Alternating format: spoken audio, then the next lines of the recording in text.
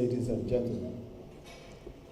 I must say how at this reception, on behalf of Mr. President, hosting perhaps some of the brightest minds that our country has ever produced.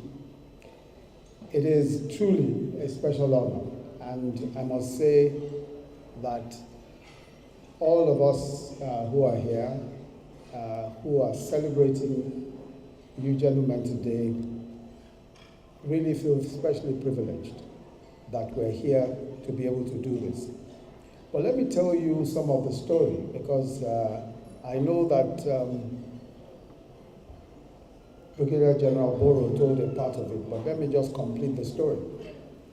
Of the 216 outstanding delegates of the scholarship of the president, who won the scholarship for the presidential program, and who graduated from several universities in Nigeria and overseas, 45 of them actually graduated with the first class.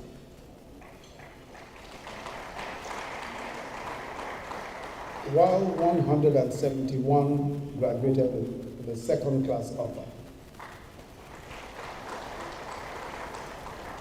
There are also beneficiaries who excelled as internationally certified aircraft pilots and engineers. And some of them are already flying commercial aircrafts, and some are aeronautical engineers in this country.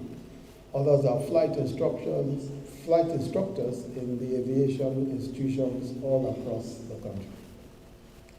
Some of the beneficiaries are trained in automobile engineering, and you just heard that I received a donation of a 32-seater bus on behalf of the government, which was put together by a group of automobile engineers who are part of this scheme. And some have put together a transformer from scratch, and this has also been donated to the government.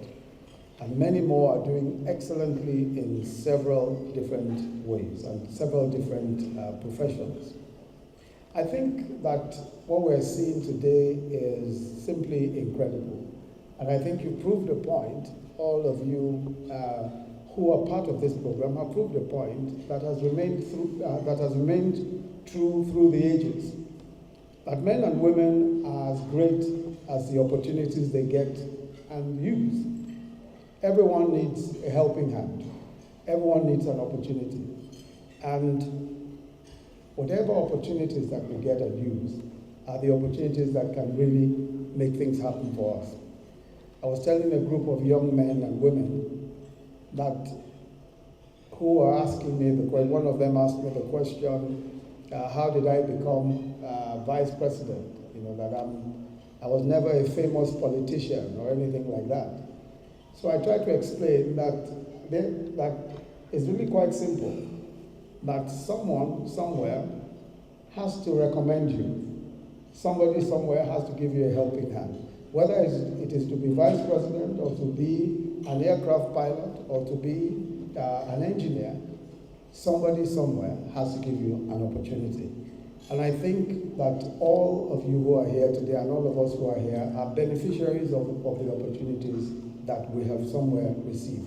And this is why this event is so important. I think that is one where we must remind ourselves that we are bound as individuals to give opportunities to everyone. Government is not, the government of Nigeria is of course committed to ensuring that we give opportunities to everybody. But I think that we all have a role to play, we all have a part to play in providing the opportunities, in opening the doors for different people. The fact that you have done so well has already provided an opportunity for so many. Because your story is a story that must be repeated. It's a story of success, and for that reason, you've opened the doors. If you went out there and all we heard were stories of people doing all sorts of crazy things abroad and in the universities, you certainly would have shut the door for everyone. But I think the fact that you did so well is by itself a tremendous opportunity that you have given to other people. And I'm sure that because of what you have done, the government and other partners and donor organizations will be very willing to do what we can for all other people, all other young people who require the opportunity. I must also say, that, just listening to Alex, who gave the speech earlier, that going forward, you have also decided to be advocates of peace. I think that when you look at it, this is possibly the way forward. We all have a responsibility to ensure that the future, not just the future of ourselves, but the future of our country, is one that is secure, is one that gives opportunity, gives a chance to everyone. That cannot happen in a situation of conflict. If you look at conflicts all over the world, and I'm sure every day when you turn on your television, that's what you see, all over the world, the conflicts these days never quite end, and they just result in disaster upon disaster. These days, it's very difficult to find wars actually ending. They just go on with all of the implications for the destruction of lives and property. And that's one of the reasons why I think that what you have decided to do is important.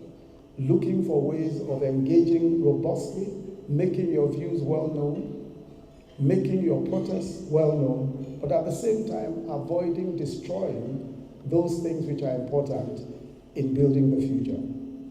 There's no point blowing up pipelines. There's no point doing that, because obviously that's cutting one's nose to spite one's face. The investments that have been made over the years, which are important in developing the country and developing each and every one of us, there's no point blowing them up. If they're blown up, who, at the end of the day, who are the losers? Every one of us is a loser, and the future is even the worst loser. The young people who are growing up today are the worst losers.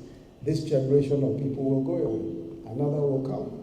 So I think that we need to understand that even in protest, even when we're angry, even in agitation, we mustn't destroy those things that create a foundation for us and give us an opportunity to make the future even better.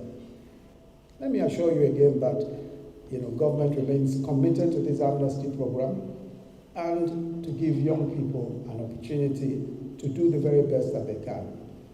If you look at what has happened through the years, in this program, you'll find that it has been building block by building block. But what we must graduate to is not necessarily just an amnesty program. It's more a program for giving young people in the Niger Delta and even across the country a real opportunity to succeed. And that is what this government is committed to.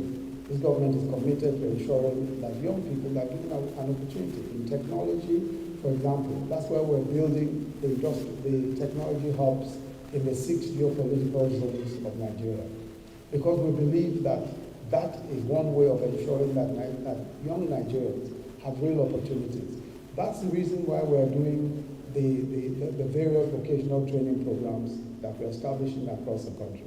It is because we believe that young people deserve an opportunity, and all of the credits that we're trying to pass through the small and medium scale enterprises programs are all to give young people a real opportunity. One of the most erroneous statements I've ever heard is that the youth are the leaders of the future. It's an erroneous statement, because the future is already here. The future is not going to wait for anyone. It is all that we're required to do is that we must step up to the leadership position that time and chance has given us. We must step up to that leadership position. There's no point waiting for anybody to hand over anything to us. The future has already arrived, and your time has come also. And I believe that all of what we're seeing today, all of the things that we're seeing today point to that. When I was just shaking hands with Lucky, Nathaniel, and Torubian just a moment ago, I think that, just looking at these young people, I saw myself in them. Maybe I wasn't even as young as they were when they were about to go on to a PhD program. But this is the way it's going to be. These young people are going to be the professors in another maybe 2 years or 3 years after their PhDs. And they're going to define this country. They're going to define everything else. So I really, when just looking at you guys, I think that the future is bright. The future is really good. And a lot is going to depend on how you apply yourselves in the coming years. A lot is going to depend on how you take these opportunities and use them maximally. I really look forward to seeing you becoming the great people that God has purposed you all to be. Thank you very much.